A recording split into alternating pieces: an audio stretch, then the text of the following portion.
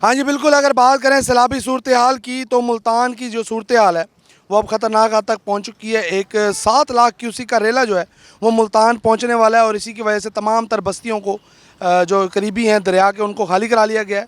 और ये हेड मोहम्मद वाला रोड के मनाजिर हैं जो आप हमारी कैमरा स्क्रीन पर देख रहे हैं। ये मनाजिर हैं। यहाँ पर ये पाइप्स नस्ब करके इनमें बारूदी मवाद भर के इस रोड को, ये 50 फीट चौड़ा और 100 फीट लंबा जो रोड है, इधर यहाँ पर शगाफ डाला जाएगा और बारूदी मवाद से इसको जो है ब्रीच करके यहाँ से पानी गुजारा जाएगा, ताकि जो शहरी आबादी है, शहरी इलाके हैं, उनको नुकसान से बचाया जा सके।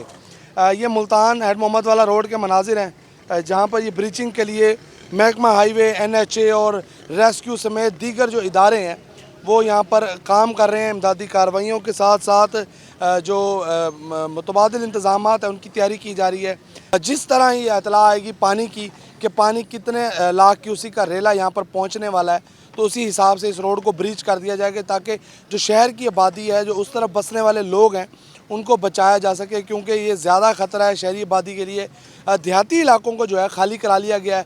अगर हम जनूबी पंजाब और ख़ास तौर पे मुल्तान की बात करें तो 138 के करीब जो है देहात, उनको खाली कराया गया है। जो यहाँ पर रहने वाले हज़ारों मकीन हैं उनको यहाँ से एवैक्यूएट करके महफूज मकामात पर मुंतकिल कर दिया गया, नकल मकानी कराई जा रही है। माल मवेशी की जो जिम्मेदारी है वो डिप्टी कमिश्नर कहते हैं कि वो हुकूमत की है। इसी के पेश नज़र कमिश्नर और डिप्टी कमिश्नर समेत पुलिस, सिटी पुलिस ऑफिसर, उन्होंने यहाँ के विज़िट भी किए हैं, और वो एक मुकम्मल जो प्लानिंग है, एक प्लानिंग टीम मौजूद है महकमा इरीगेशन के ज़ेर एहतमाम, जिनको ये मालूम है कि पानी किस तादाद में आएगा, तो उस हिसाब से इस रोड को ब्रीच किया जाएगा। अगर हम इमदादी कार्रवाइयों की बात करें तो 25 के करीब जो है रिलीफ कैंप्स बनाए गए हैं। जो खाली गांव हैं उनकी हिफाजत पर पुलिस को भी तैनात किया जाएगा।